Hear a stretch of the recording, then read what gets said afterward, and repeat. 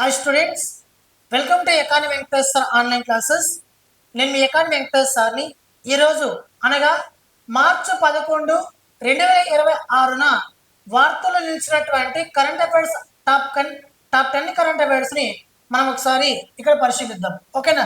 ఇప్పుడు ఇక్కడ మనకి ఈ టాపిక్ చెప్పుకునే దానికంటే ముందుగా ఈరోజు ఆంధ్రప్రదేశ్ రాష్ట్రంలో జాబ్ క్యాలెండర్కి సంబంధించి అఫీషియల్ వెబ్ నోట్ రిలీజ్ అయింది.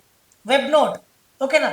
ఎప్పుడు కూడా అఫీషియల్ ఇన్ఫర్మేషన్ మీరు నమ్మాలి, ఓకేనా? అంటే ఈనాడు పేపర్ రాయడం కానీ, ఆంధ్రజ్యోతి పేపర్ రాయడం కానీ, ఏపీపీఎస్సి రిలీజ్ చేయడం కానీ, లేదా ప్రభుత్వం నుంచి ఏమైనా అధికారిక సమాచారం వస్తే ఇటువంటి మీరు గమనించాలా. వాట్సాప్ ఛానల్లో కానీ, లేకపోతే టెలిగ్రామ్ గ్రూపుల్లో కానీ ఇటువంటి మీరు నమ్మద్దండి, ఓకేనా? ఈరోజు ఏపీపీఎస్సి వారు ఒక వెబ్ నోట్ రిలీజ్ చేశారు. ఏం రిలీజ్ చేశారనేసి అంటే 2026-27 ఆర్థిక సంవత్సరానికి సంబంధించి జాబ్ క్యాలెండర్ని విడుదల చేయబోతున్నారు దగ్గరలో, ఉగాది నాటికి. అదేవిధంగా మార్చి 13వ తారీఖున ఫైనలైజ్ ఎన్ని పోస్టులు ఉంటాయి, ఏముంటాయి ఫైనలైజ్ చేసే అవకాశం అయితే ఉంది, ఓకేనా? ఇవన్నీ కూడా మనకి వెబ్ నోట్లో ఉన్నాయి, ఒకసారి మీరు గమనించవచ్చు, ఓకేనా? రైట్. ఇందులో ఫస్ట్ టాపిక్ వచ్చేసి నేను ఇక్కడ ప్రతిరోజు కూడా టాప్ 10 కరెంట్ అఫైర్స్ మీకు బిట్స్ ద్వారా విత్ ఎక్స్ప్లెనేషన్లో ప్రతిరోజు ఇస్తున్నాను, ఓకేనా? మరి కంప్లీట్ ఇన్ఫర్మేషన్ మీకు కావాలనుకుంటే గ్రూప్ 1 లెవెల్లో, గ్రూప్ 2 లెవెల్ మీకు కావాలనుకుంటే మీరు మన యాప్లోకి వెళ్ళి, ఎకానమీ వెంకటేశ్వర యాప్లోకి వెళ్ళి మీరు ఇయర్లీ కోర్సులో ఉంటుంది, దీన్ని ఒకసారి చూసుకోవచ్చు. మీకు ఏమైనా సందేహాలు ఉంటే ఈ నెంబర్కి కాల్ చేయండి, ఓకేనా? రైట్. అందులో మీకు జీకే, కరెంట్ అఫైర్స్, అదేవిధంగా మీకు అన్నీ కూడా అందుబాటులో ఉన్నాయి. మీ దగ్గరలోని GK and current affairs book కూడా అందుబాటులోకి రాబోతున్నది నాది, ఓకేనా? అన్ని సబ్జెక్టులు కలిపి నేను కరెంట్ అఫైర్స్ రాస్తున్నా, ఓకేనా? చాలా కష్టమైనటువంటి పని మిత్రం ఇది, నేనే రాసి తీసుకొస్తున్నాను, దయచేసి వెయిట్ చేయాలి, ఓకేనా? రైట్. నెక్స్ట్ ఫస్ట్ టాపిక్ వచ్చేసి జల్ జీవన్ మిషన్ పథకం అమలు కాల పరిమితిని కేంద్ర ప్రభుత్వం ఎప్పటి వరకు పొడిగించింది అని అడిగాడు. First of all, what is Jal Jeevan mission?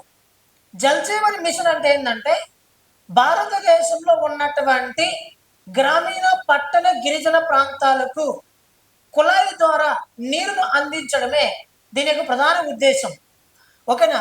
Jal Jeevan మిషన్ను 2019 August 15వ తారీఖున మన భారతదేశంలో ప్రారంభించబడింది. 2019 నుంచి 2024 వరకు ఈ కాలాల మధ్య దేశంలో ప్రతి ఒక్కరికి కూడా ఈ కుళాయి ద్వారా త్రాగునీరు అందించాలని లక్ష్యంగా గతంలో పెట్టుకున్నారు.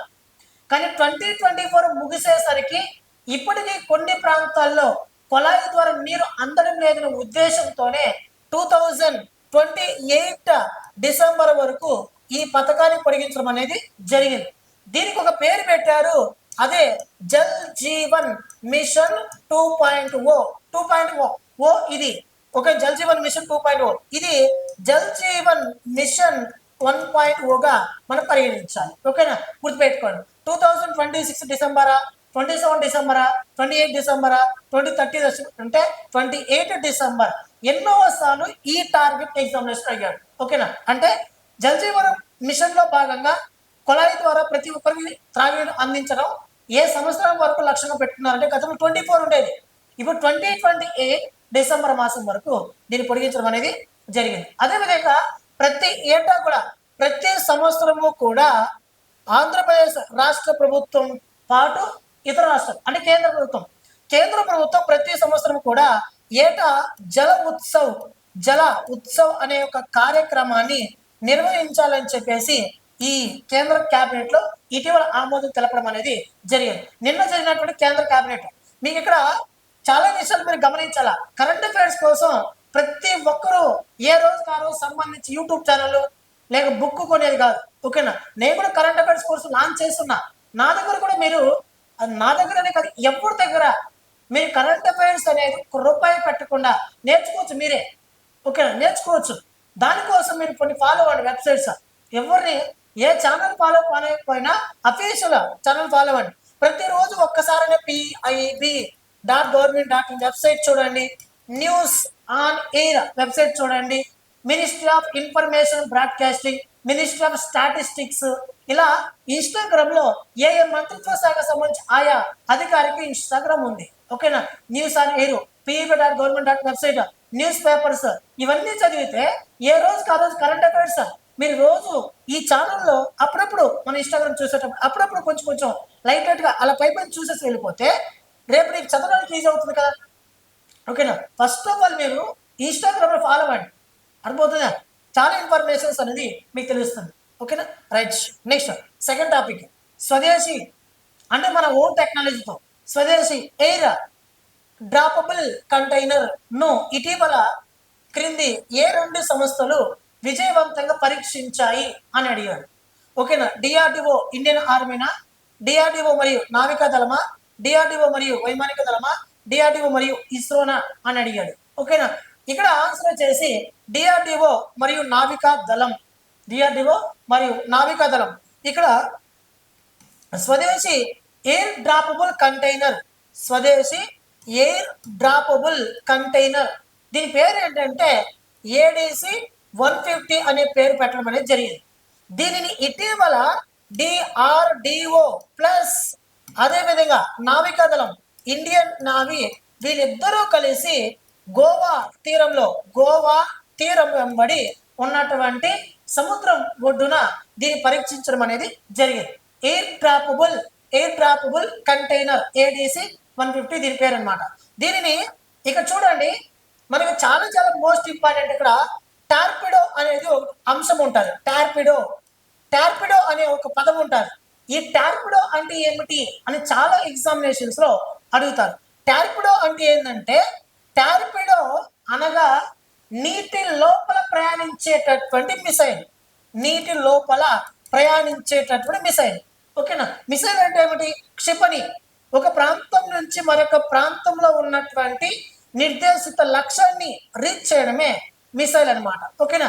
ఇలాంటి మిసైల్ నీటిలో ప్రవహిస్తుంది, అంటే నీటిలో ప్రయాణిస్తుంది, నీటిలో దాన్ని ఉపయోగించవచ్చు. దాన్ని అలాంటి క్షిపణులు మనం ఏం పిలుస్తామంటే టార్పిడో లేదా టార్పిడో అని పిలుస్తాం. ఓకేనా. ఇది గుర్తుపెట్టుకోండి. నెక్స్ట్ డిఆర్డిఓ అనగానే మీకు గుర్తు రావాల్సింది 1958 జనవరి 1వ తారీఖున ఏర్పాటైంది. ఇది న్యూఢిల్లీ కేంద్రంగా పనిచేస్తుంది. దీనికి ప్రస్తుతం సమీర్ వి కామత్ అనే ఒక వ్యక్తి కూడా చైర్మన్ గా పనిచేస్తున్నాడు. నెక్స్ట్ నావికాదళం, ఇండియన్ ఆర్మీ, మన భారతదేశం త్రివిధ దళాలు. 1 Indian army, 2 Indian air force, 3 Indian navy. ఇక్కడ చూడండి, ఇక్కడ మనకి త్రివిధ దళాలు ఉన్నాయి. ఇండియన్ ఆర్మీ ఉంది, ఇండియన్ ఎయిర్ ఫోర్స్ ఉంది, అదేవిధంగా ఇండియన్ నావీ ఉంది. ఇవి 3 కూడా మన భారతదేశంలో త్రివిధ దళాల అధిపతి ఎవరైనా అంటే మనకి సీరియస్ గా ఉంటారు. సీరియస్ చీఫ్ డిఫెన్స్ స్టాఫ్ అంటాం. ఓకేనా. చీఫ్ డిఫెన్స్ స్టాఫ్ అంటే సైనిక రంగానికి అన్ని అధికారుల కల్లా అత్యున్నత అధికారిని చెప్పొచ్చు. ఇంగ్లీష్ గుర్తుపెట్టుకుంటే మేలు. Chief defence staff, first chief defence staff Bipin Rawat గారు చనిపోయారు హెలికాప్టర్ ప్రమాదంలో తమిళనాడులో. సెకండ్ సీడీఎస్ ప్రస్తుతం ఉన్నాడు, ఆయన పేరు ఏంటంటే అనిల్ చౌహాన్. ఇప్పుడు ఇండియన్ ఆర్మీ అనగానే గుర్తొచ్చేది మనకి జనవరి 15వ తారీఖున మనం సెలబ్రేట్ చేసుకుంటాం దినోత్సవాన్ని. ఇండియన్ ఎయిర్ ఫోర్స్ అంటే అక్టోబర్ 8వ తారీఖు గుర్తొస్తుంది. ఇండియన్ నేవీ అంటే డిసెంబర్ 4వ తారీఖున మనకు గుర్తు రావడం అనేది జరుగుతుంది. ఓకేనా. అయితే త్రివిధ దళాల అధిపతి, త్రివిధ దళాలకి సర్వసైన్య అధ్యక్షుడు ఎవరు? రాష్ట్రపతి మనకు ఉండడం అనేది జరుగుతుంది. ఓకేనా. ఇటువంటివన్నీ కూడా మీరు గుర్తుపెట్టుకోవాలి. ఓకేనా. రైట్. ఎక్స్ట్రా ఇన్ఫర్మేషన్ జీకేలో భాగంగా లేదా కరెంట్ అఫైర్స్ భాగంగా. నెక్స్ట్ ఎల్నినో ప్రభావం వల్ల కరువు ఎదుర్కొంటున్న ఏ దేశానికి భారతదేశం మానవతా దృక్పథంతో 1000 మెట్రిక్ టన్నుల బియ్యాన్ని పంపిందని అడిగాడు. ఏ దేశానికి? కెన్యానా, మలావినా, సూడానా, లేకపోతే ఉగాండానా అని అడిగాడు. ఆప్షన్ వచ్చేసి మలావి కంట్రీ మిత్రమా. మలావి కంట్రీలో ఆహార కొరత ఏర్పడడం వలన దాన్ని చూసి మన భారతదేశం మానవతా దృక్పథంతో 1000 మెట్రిక్ టన్నుల బియ్యాన్ని మలావి దేశానికి ఎగుమతి చేయనున్నది. ఎగుమతి అనకూడదు, కానీ దీన్ని ఒక సహాయం చేయనున్నది. ఓకేనా. ఇటువంటి సహాయాల విషయానికి వస్తే మీకు ఇక్కడ మొన్న దిత్వా తుఫాన్ అనేది మనకు వచ్చింది. ఈ దిత్వా తుఫాన్ అనేది మనకి ఇటీవల అరేబియా సముద్రంలో రావడం అనేది, అరేబియా సముద్రంలో కాదు, హిందూ మహాసముద్రంలో రావడం అనేది జరిగింది. ఓకేనా. ఇక్కడ మనకి ఈ దిత్వా తుఫాను కారణంగా తీవ్రంగా నష్టపోయినటువంటి ఇటీవల దేశం ఏంటంటే శ్రీలంక దేశం మిత్రమా. శ్రీలంక దేశం అంటే విపత్తులు అనేవి విపరీతంగా ఏర్పడ్డాయి. దిత్వా తుఫాను కారణంగా తీవ్రంగా నష్టపోయినటువంటి దేశం శ్రీలంక. ఈ శ్రీలంకలో చాలా ప్రాజెక్టులు కూలిపోయినాయి, చాలా బ్రిడ్జెస్ కూలిపోయినాయి, చాలా మంది ఈ విపత్తుకు సంబంధించి ఈ బాధితులు ఉన్నారు. దీన్ని గుర్తించినటువంటి మన భారతదేశం ఆపరేషన్ సాగర్ బంధు అనే ఒక కార్యక్రమాన్ని భారత ప్రభుత్వం చేపట్టి ఆ దేశానికి మెడికల్ కిట్స్ని, అదేవిధంగా మనకి బియ్యాన్ని, అదేవిధంగా ఆహార పదార్థాలు, ఇటువంటివన్నీ కూడా శ్రీలంక దేశం ఇటీవల మన భారత ప్రభుత్వం సహాయించడం అనేది జరిగింది. గుర్తుపెట్టుకోండి. ఆపరేషన్ సాగర్ బంధు అనగానే శ్రీలంక గుర్తు రావాలా, ఆపరేషన్ దేవిశక్తి అనగానే ఆఫ్ఘనిస్తాన్ గుర్తు రావాలా, ఆపరేషన్ గంగా ఓకేనా, ఇటువంటివన్నీ మీకు గుర్తు రావాలా. గుర్తుపెట్టు. ఆపరేషన్ గంగా యుక్రెయిన్, అటుమొదటిగా ఆపరేషన్ మనకి ఇజ్రాయిల్, లేకపోతే హమాస్, ఇటువంటి ఆపరేషన్ చాలా ఉన్నాయి. ఆపరేషన్ దేవిశక్తి, ఆపరేషన్ స్వదేశ్, ఆపరేషన్ మనకి గంగా, ఆపరేషన్ కరుణ, ఆపరేషన్ కావేరి, ఆపరేషన్ మైత్రి, ఇటువంటివన్నీ కూడా మన యాప్లో మీకు కంప్లీట్గా జీకేలు ఇచ్చున్నా మీరు ఒకసారి అందరూ చూసుకోవచ్చు. ఓకేనా. కరెంట్ అఫైర్స్ సపరేట్గా ఉంది, గ్రూప్స్ వరకు తీసుకోవచ్చు. ఓకేనా. కరెంట్ అఫైర్స్ అందరూ కూడా ప్రామాణికమే. ఓకేనా. ఇప్పుడు మన యాప్ డౌన్లోడ్ చేసుకుని మన యాప్లో మీరు చూసుకోవచ్చు. ఓకేనా. ఇంకో విషయం ఏంటంటే మన వాట్సాప్లో డైలీ కూడా నేను ఎగ్జామ్స్ పెడుతున్నా, ఉచితంగా మీరు జాయిన్ అయ్యి ఆన్సర్ చేయొచ్చు. ఈవినింగ్ ఎక్స్ప్లెనేషన్ కూడా పెడుతున్నాము, మీరు చూడొచ్చు. వాట్సాప్ ఛానల్ జాయిన్ అవ్వడం కోసం క్రింది వీడియో కింద లింక్లో మనకి ఛానల్ ఉంటుంది, చూసుకోవచ్చు. ఓకే, జాయిన్ అవ్వండి. Next, Indian council of medical research, national institute of malaria research, ఓకేనా, ICMR, NIMR, Indian council of medical research, national institute of malaria research ఆధ్వర్యంలో అంతర్జాతీయ మలేరియా సమావేశం 2026లో ఏ నగరంలో విజయవంతంగా ముగిసింది అని అడిగాడు. ఏ నగరంలో అంటే భోపాల, కోల్కత్తానా, న్యూఢిల్లీయా, చెన్నయ్యా అని అడిగాడు. ఆన్సర్ వచ్చేసి న్యూఢిల్లీ. ఈ సమావేశానికి థీమ్ ఏంటంటే discovery, development and delivery, driving malaria elimination and behind అనే ఒక ఇతివృత్తం ఆధారంగా ఈ సదస్సు మార్చ్ 11 నుండి 13 వరకు జరుగుతుంది.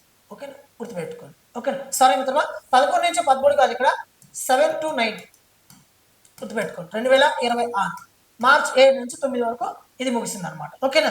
నెక్స్ట్, ఇక్కడ ఇంకా సమావేశం అనేకనే మనకు గుర్తు రావాల్సింది. ఇటీవల ఇండియా AI ఇంపాక్ట్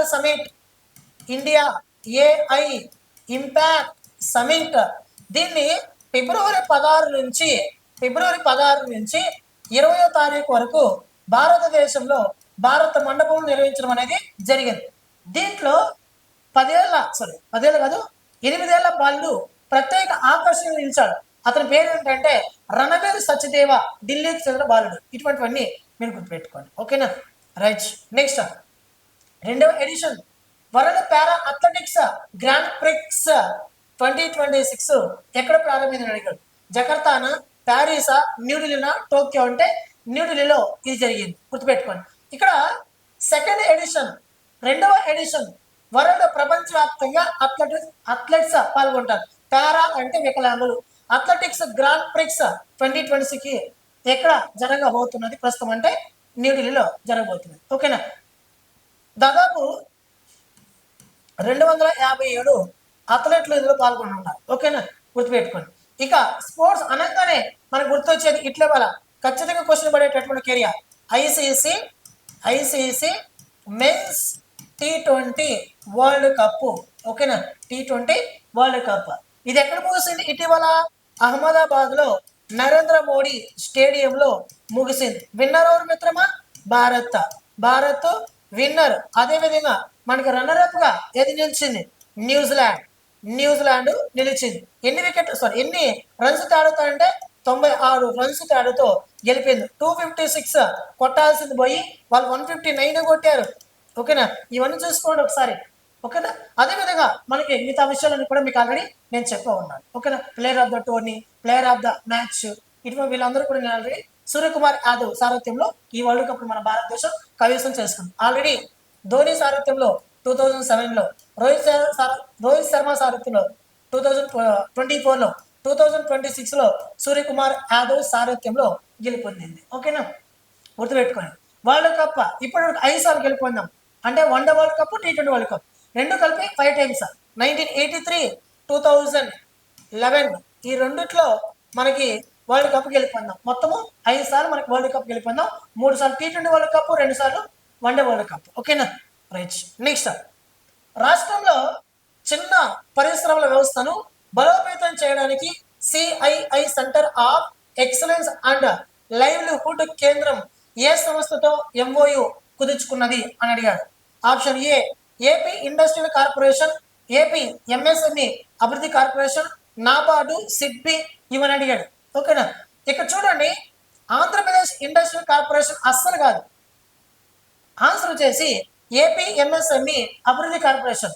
భారతదేశంలో ఎంఎస్ఎంఈ అనగానే మనకు గుర్తు రావాల్సింది చూడండి, ఇక్కడ మైక్రో స్మాల్ మీడియం ఎంటర్ప్రైజెస్ కదా. ముద్రా యోజన అని ఒకటి ఉంది, ముద్రా పథకం 2015లో అమలు తీసుకొచ్చారు ముద్రా యోజన పథకాన్ని. ముద్రా మైక్రో యూనిట్స్ డెవలప్మెంట్ ఏజెన్సీకి సంబంధించి refinance agency. Mudra micro units development refinance agency అనే ఒక బ్యాంక్, ముద్రా బ్యాంక్ తీసుకొచ్చారు. ఈ ముద్రా బ్యాంక్ యొక్క ఉద్దేశం ఏంటంటే భారతదేశంలో ఎంఎస్ఎంఈ సంస్థలకు రుణాన్ని జారీ చేయడమే ప్రధాన లక్ష్యంగా మనకి ముద్రా బ్యాంకు తీసుకోవడం అనేది జరిగింది. ఇప్పుడు మన ఆంధ్రప్రదేశ్ రాష్ట్రంలో ఎంఎస్ఎంఈలను మరింత అభివృద్ధి చేయడం కోసం, చిన్న సూక్ష్మ మధ్యతర సంస్థలను మరింత అభివృద్ధి చేయడం కోసం ఎంఓయు కుదుర్చుకున్నది ఎవరితో అంటే CII centre of excellence and livelihood తో ఒప్పందం కుదుర్చుకున్నది. ఓకేనా, నెక్స్ట్, నాబార్డ్ 1982 జూలై 12వ తారీఖు ఏర్పాటైంది. ఎక్కడ? నాబార్డు ముంబై కేంద్రం ఏర్పాటైంది. ఎప్పుడు? ఇక్కడ చూడండి, నాబార్డు అనగానే మీరు కొన్ని విషయాలు గుర్తుపెట్టుకోవాలా. ఏఆర్డిసి అనేది ఒకటి ఉంటుంది, ఇక్కడ నాబార్డ్ అనేది ఒకటి ఉంటుంది, మరి కోఆపరేటివ్ బ్యాంక్ అనేది ఒకటి ఉంటుంది, మరి డిసిసిబి అనేది ఒకటి ఉంటుంది, మళ్ళీ ప్యాక్స్ అనేది ఒకటి ఉంటుంది. ఓకేనా, ఏఆర్డిసి 1963లో ఏర్పాటైంది. ఓకేనా, 1982 జూలై 12న మనకి ఇది నాబార్డ్ ఏర్పాటైంది శివరామన్ కమిటీ సిఫారసుల మేరకు. 1963లో తీసుకొచ్చినటువంటి దీని పేరునే తర్వాత నాబార్డ్గా పేరు మార్చారు. ఓకేనా, నాబార్డ్ కింద మనకి ప్రతి రాష్ట్రానికి ఒక కోఆపరేటివ్ బ్యాంక్ ఉంటుంది. దాని కింద డిస్ట్రిక్ట్ సెంట్రల్ కోఆపరేటివ్ బ్యాంక్ ఉంటుంది. దాని కింద packs primary agriculture credit societies అనేది ఒకటి ఉంటుంది. ఓకేనా, ఇక్కడ ఏఆర్డిసి గతంలో పనిచేసేది, నాబార్డు ప్రస్తుతం ఉంది. ఈ నాబార్డు మన భారతదేశంలో వ్యవసాయ రంగానికి రుణాలను జారీ చేసేటటువంటి ఏకైక సంస్థ ఏదంటే NABARD. NABARD is one of the refinance bank. Refinance bank A bank అయితే రుణాన్ని జారీ చేస్తుందో ఆ బ్యాంకుకి, ఏ బ్యాంక్ అయితే రుణం ఇస్తుందో ఆ బ్యాంకు ఈ బ్యాంకుకి రీఫైనాన్స్ బ్యాంక్ అవుతుంది. ఓకేనా, మన భారతదేశంలో నేషనల్ హౌసింగ్ బ్యాంక్ ఉంది, ఐడిబిఐ ఉంది, అదేవిధంగా నాబార్డ్ ఉంది. ఇవన్నీ కూడా మన భారతదేశంలో రీఫైనాన్స్ బ్యాంకులు. ఓకేనా, గుర్తుపెట్టుకోండి. SIDBI small industrial development bank of India, దేశంలో చిన్న పరిశ్రమల అభివృద్ధి కొరకు పాటుపడుతుంది సిడ్బి. ఓకేనా, రైట్. నెక్స్ట్, వాటాదారులకు బ్యాంకులు చెల్లించే డివిడెండ్లపై ఆర్బీఐ విధించిన కొత్త నిబంధనల ప్రకారం ఆ మొత్తం బ్యాంకు నికర లాభంలో ఎంత శాతానికి పెంచకూడదు అని అడిగాడు. ఓకేనా, 50%, 60%, 70%, 80%? 70 అయితే 80% అని అడిగాడు. ఆన్సర్ వచ్చేసి 75% మిత్రమా. ఓకేనా, వాటాదారులకు బ్యాంకులు చెల్లించే డివిడెండ్లపై ఆర్బీఐ విధించిన కొత్త నిబంధనల ప్రకారం ఆ మొత్తం బ్యాంకు నికర లాభంలో ఎంత శాతం మించకూడదని అడిగాడు. ఇక్కడ చూడండి, first of all what is dividends అనేది మనం తెలుసుకోవాలి. డివిడెండ్స్ అంటే ఏంటంటే కొంతమంది డివిడెండ్స్ అంటే ఏంటంటే మనకి ఒక వ్యక్తి లేదా కొంతమంది వ్యక్తులు ఏదైనా ఒక సంస్థలోకి వెళ్ళి షేర్లు కొన్నారు అనుకో, ఆ సంస్థలో వాళ్ళందరూ కూడా భాగస్వాములు అని అర్థం. అప్పుడు ఆ సంస్థకి లాభం వస్తుంది కదా, ఆ లాభాన్ని ఆ సంవత్సరం చివరిలో లెక్కిస్తారు. ఓకేనా? ఆ సంస్థకు వచ్చినటువంటి లాభంలో ఎవరైతే ఆ సంస్థలో షేర్లు కొన్నారో ఆ షేర్ హోల్డర్స్కి ఆదాయాన్ని పంపిణీ చేయడమే డివిడెండ్స్. అర్థమవుతుందా? నేను ఉన్నాను మిత్రమా, నేను ఇప్పుడు ఒక సంస్థలో షేర్లు కొన్నా అంటే నా వాటా అందులో నేను ఉన్నాను, వాటాదారుగా ఉన్నాను. అప్పుడు ఆ సంస్థకు వచ్చినటువంటి లాభంలో కొంత భాగం షేర్లు కొన్న వాళ్ళకి ట్రాన్స్ఫర్ చేయాలి. ఇలా షేర్ చేసేటప్పుడు తమకు వచ్చిన ఆ సంస్థకు వచ్చినటువంటి లాభంలో కొంత భాగాన్ని షేర్ హోల్డర్స్కి ట్రాన్స్ఫర్ చేస్తే ఆ ఆదాయం అనేది ఆ కంపెనీకి వచ్చినటువంటి ఆదాయంలో నికర లాభంలో 25% కంటే మించకూడదు. 25% కంటే మించకూడదు. ఇప్పుడు ఉదాహరణకి ఎస్బీఐ ఉంది. ఎస్బీఐ అనేది మన భారతదేశంలో స్టేట్ బ్యాంక్ ఆఫ్ ఇండియా అతిపెద్ద వాణిజ్య బ్యాంక్.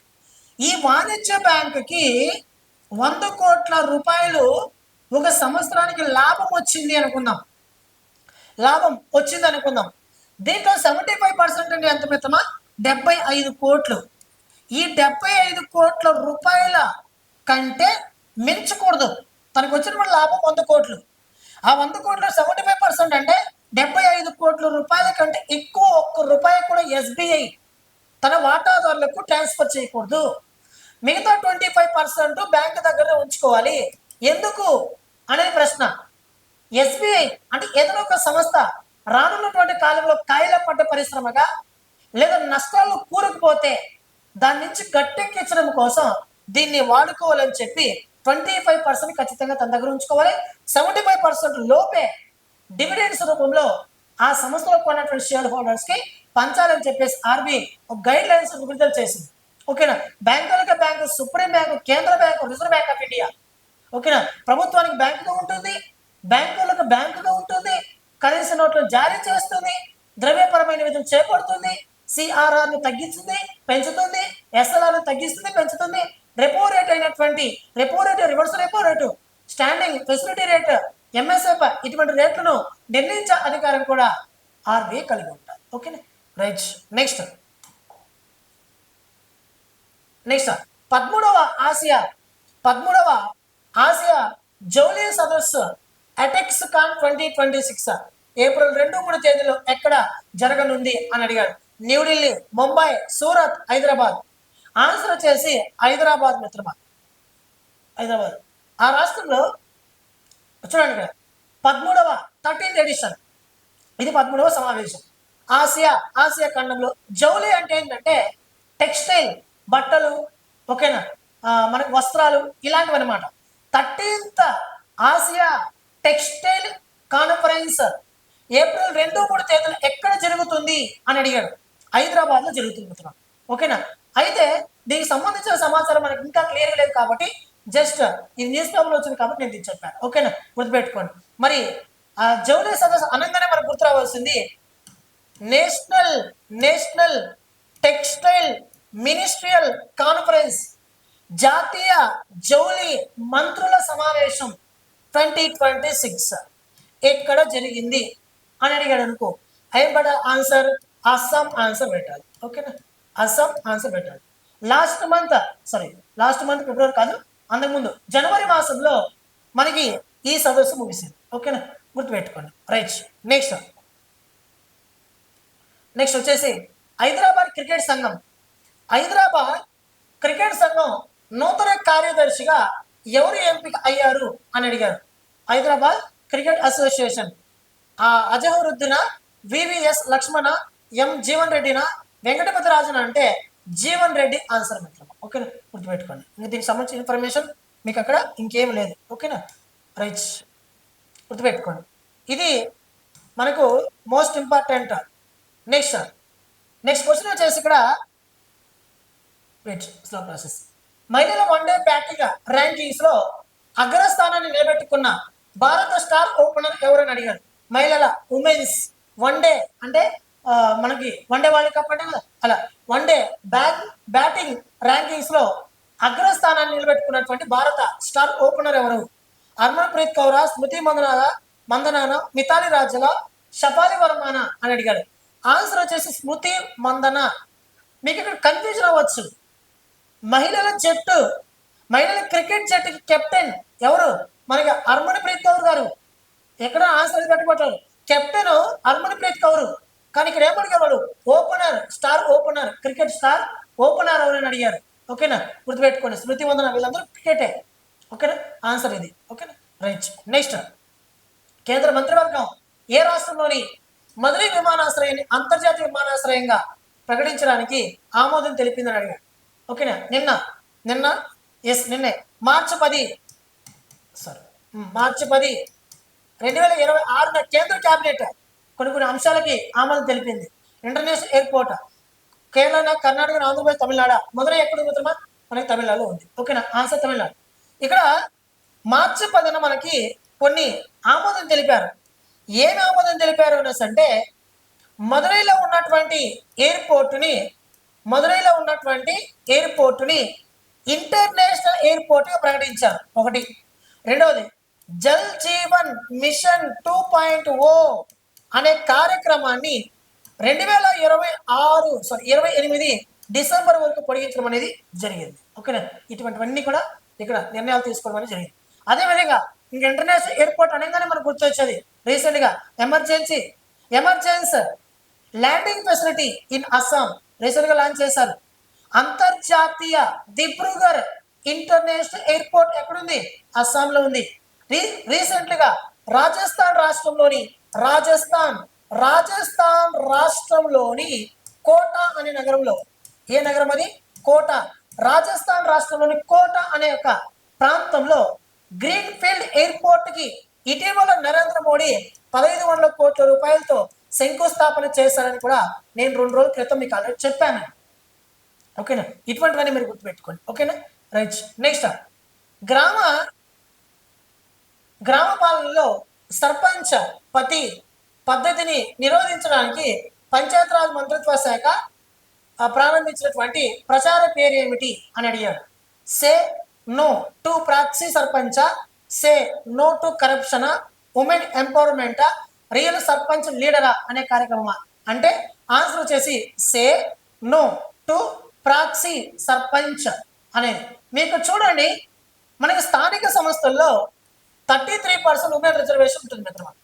33% ఉమెన్ రిజర్వేషన్ అనేది ఉంటుంది. ఈ 33% ఉమెన్ రిజర్వేషన్ ఉండడం వలన గ్రామీణ ప్రాంతాల్లో సర్పంచ్లు ఎక్కువ ఉమెన్స్ అనేది ఉంటారు. చట్టసభల్లో, శాసనసభ, లోక్సభలో 33% ఉమెన్స్ లేదు. కానీ స్థానిక సంస్థలు ఎప్పటి నుంచి అమల్లోకి ఉంది. ఓకేనా, ఇక్కడ 33% ఉమెన్ రిజర్వేషన్ స్థానిక సంస్థ ఉండడం వలన ఎక్కువ మంది సర్పంచ్లు ఉంటారు, మహిళలు. ఈ మహిళలు సర్పంచ్గా అయ్యి వాళ్ళ భర్త కానీ లేకపోతే వాళ్ళకి సంబంధించిన బంధువులు కానీ పంచాయతీని పరిపాలిస్తుంటారు. ఆమె కాకుండా ఆమె ఇంట్లోనే ఉంటుంది. ఏదైనా సైన్ చేయాలన్నా లేకపోతే ఏమైనా మీటింగ్లో పాల్గొనాలన్నా సర్పంచే కంపల్సరీ రావాలంటే ఆ టైంలో వెళ్తారు. ఓకేనా, మిగతా ఎప్పుడంతా వాళ్ళ భర్త కానీ బంధువులు కానీ ఆ పంచాయతీని పరిపాలిస్తుంటారు. అంటే సర్పంచ్ ఒకరు, పరిపాలించేది ఒకరు అనేది ఇక్కడ ప్రశ్న. కాబట్టి ఇటువంటి వ్యవస్థని నిరోధించడం కోసం తీసుకొచ్చినటువంటి కేంద్ర ప్రభుత్వం స్కీమ్ ఏంటంటే కార్యక్రమం say no to proxy sarpanch. గుర్తుపెట్టుకోండి, ఇది మా పంచాయతీలో కూడా ఉంది. ఓకేనా, గుర్తుపెట్టుకోండి. ఓకేనా, ఇది ఏమన్నా అంటే మహిళా సాధికారత అనే పదం అక్కడ వర్తింప చేయాలనే ఉద్దేశంతో దీన్ని తీసుకోవడం అనేది జరిగింది. ఇక స్థానిక సంస్థలు అంటేనే మనకు గుర్తు రావాల్సింది ఏప్రిల్ 24న జాతీయ పంచాయతీరాజ్ దినోత్సవం జరుపుకుంటాం. 73 రాజ్యాంగ సవరణ, 73 constitution amendment act, 74 constitution amendment act. అదేవిధంగా మనకి ఇక్కడ 9వ భాగం, అదేవిధంగా 9A భాగం, అదేవిధంగా 9B భాగం అనేది మనకు ఉంటుంది. 73 కాన్స్టిట్యూషన్ అమెండ్మెంట్ యాక్ట్ అనేది పంచాయతీ రాజ్ సంస్థలకు సంబంధించినటువంటి ఒక రాజ్యాంగ సవరణ. 74 పట్టణ నగరపాలక సంస్థలకు సంబంధించినటువంటి ఒక రాజ్యాంగ సవరణ. రాజ్యాంగ హోదా కల్పించారు వాటికి ఈ రాజ్యాంగ సవరణ ద్వారా. భాగం మనకి స్థానిక సంస్థల గురించి తెలియజేస్తుంది, అంటే పంచాయతీరాజ్ సంస్థలకు తెలియజేస్తుంది. 9A పట్టణ నగరపాలక సంస్థల గురించి తెలియజేస్తుంది. 9B సహకార సంస్థల గురించి తెలియజేస్తుంది. సహకార సంస్థలు సంఘాల గురించి తెలియజేస్తుంది. ఇవన్నీ కూడా మీకు ఆల్రెడీ నేను చెప్పున్న జీకేల భాగంగా. ఓకేనా, అర్థమవుతుందా? లక్ష్యం మహిళా ఉద్యోగుల లైంగిక వేధింపులపై గురించి ఫిర్యాదు చేయడానికి షైన్ యాప్ను ఇటీవల ఏ సంస్థ ప్రారంభించిందని అడిగాడు. ఎయిర్ ఇండియానా, భారతీయ రైల్వేల, భారత సైన్యమా, భారతీయ పోస్టల్ శాఖ అని అడిగాడు. ఆన్సర్ వచ్చేసి భారతీయ రైల్వే. ఓకేనా, మహిళా ఉద్యోగులు లేకపోతే మహిళలు ట్రైన్లో ప్రయాణించేటప్పుడు లైంగిక వేధింపులకు గురవుతుంటారు. వాళ్ళని నిరోధించడం కోసం లైంగిక వేధింపులకు గురవుతుంటారు. లైంగిక వేధింపులకు గురైనటువంటి మహిళలు డైరెక్ట్గా ప్రభుత్వాన్ని తెలియజేయడం కోసం ఈ షైన్ అనే యాప్ని ఇటీవల ఆవిష్కరించినటువంటి వారు వీళ్ళనమాట, భారతీయ రైల్వేలు. ఓకేనా, ఇది ఇటీవల మనకు వార్తలు ఇచ్చినటువంటి ఈరోజు వార్తలు ఇచ్చినటువంటి టాప్ 10 కరెంట్ అఫైర్స్. ఓకేనా మిత్రమా, ఈ వీడియో నచ్చినట్లయితే లైక్ చేయండి, షేర్ చేయండి, సబ్స్క్రైబ్ చేసుకోండి. మీకు మరింత వివరంగా కరెంట్ అఫైర్స్ కావాలంటే మన యాప్లో పెట్టినాను, ఒకసారి మీరు డైలీ వీడియోస్ చూసుకోవచ్చు. ఈ వీడియో వేరు, ఆ వీడియో వేరు. ఆ వీడియోలో కంటెంట్ ఎక్కువ ఉంటుంది, ఇక్కడ నేను బిట్స్ వైజ్ మీకు ఎక్స్ప్లెనేషన్ ఇచ్చాను. ఓకేనా, 90% దానికి ఒకలాగా ఉంటుంది, కానీ అక్కడ ఇంకా మ్యాటర్ ఎక్కువ ఉంటుంది. ఓకేనా, థ్యాంక్ యూ మిత్రమా, థ్యాంక్ యూ సో మచ్.